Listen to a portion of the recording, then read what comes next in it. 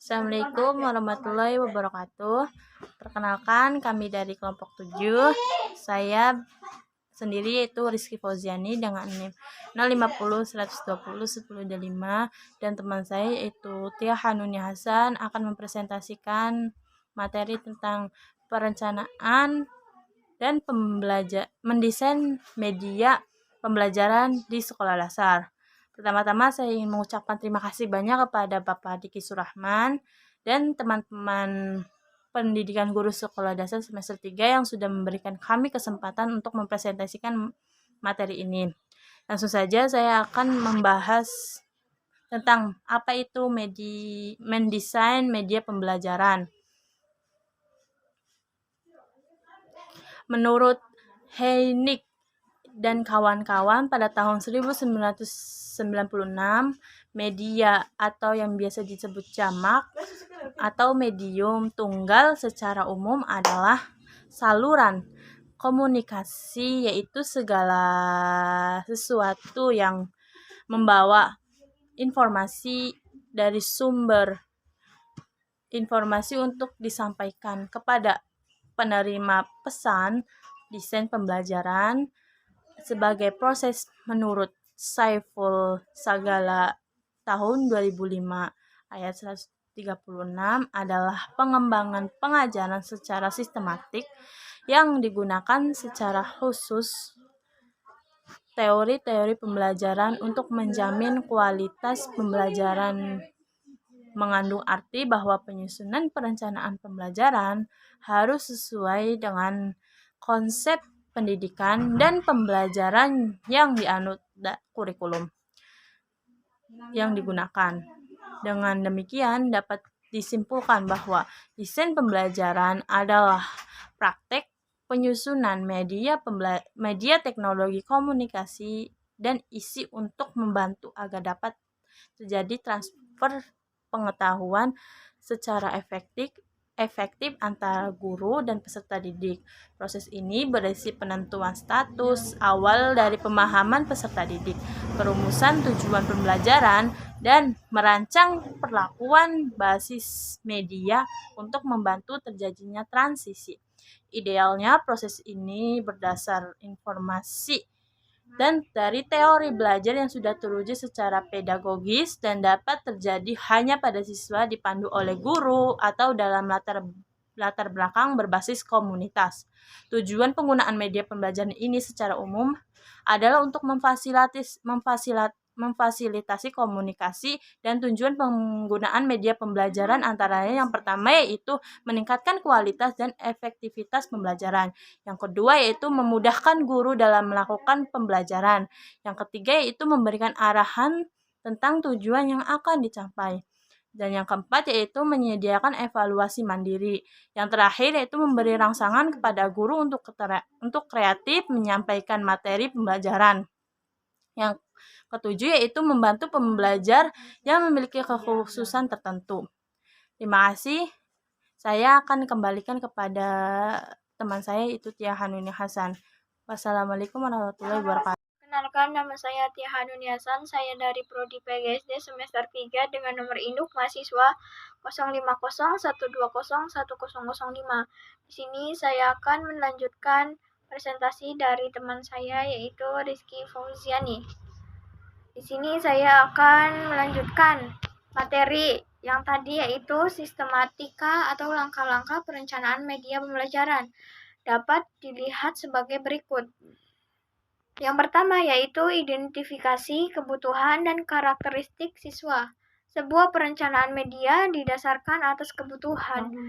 Salah satu indikator adanya kebutuhan karena di dalamnya terdapat kesengajaan. Kesengajaan adalah adanya ketidaksesuaian antara apa yang seharusnya atau apa yang diharapkan dengan apa yang terjadi. Dalam pembelajaran yang dimaksud dengan kebutuhan adalah kebutuhan kesengajaan antara kemampuan, keterampilan, dan sikap siswa yang kita inginkan dengan kemampuannya, keterampilan dan sikap siswa yang mereka miliki sekarang.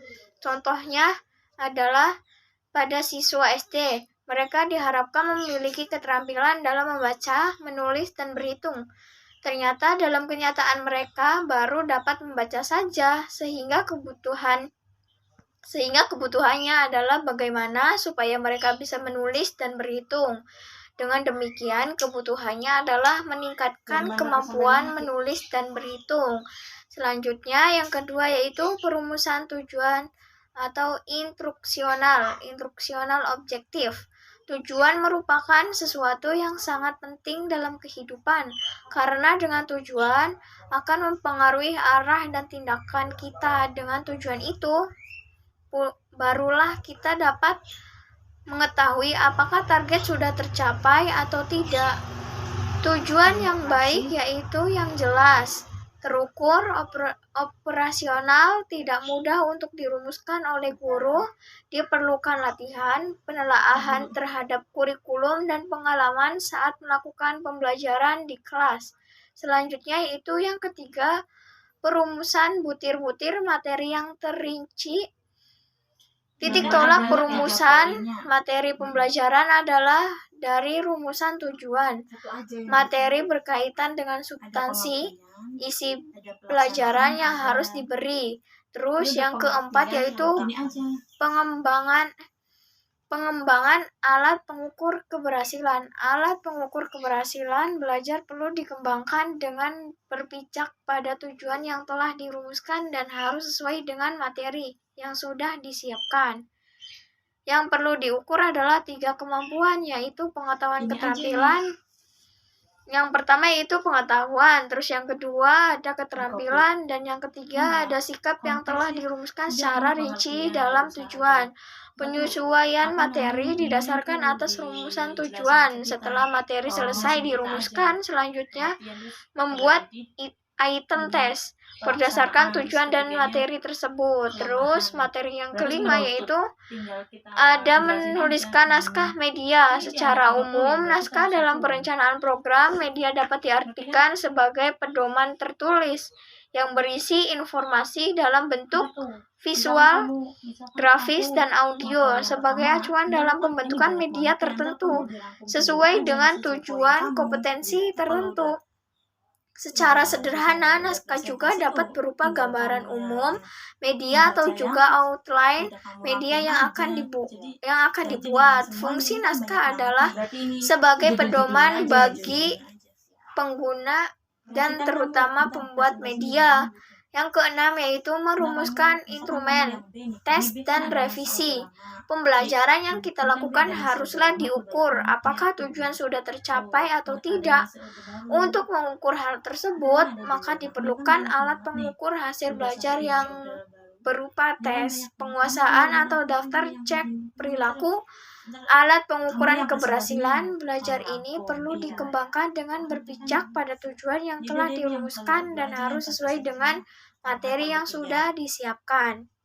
Yang perlu diukur adalah 3 kemampuan utama, yaitu pengetahuan, keterampilan, dan sikap yang telah dirumuskan secara rinci dalam tujuan. Mungkin cukup itu saja. Kurang lebihnya mohon maaf. Bila ada kata-kata yang kurang berkenan, mohon dimaafkan. Wabillahi taufiq wal hidayah. Wassalamualaikum warahmatullahi wabarakatuh.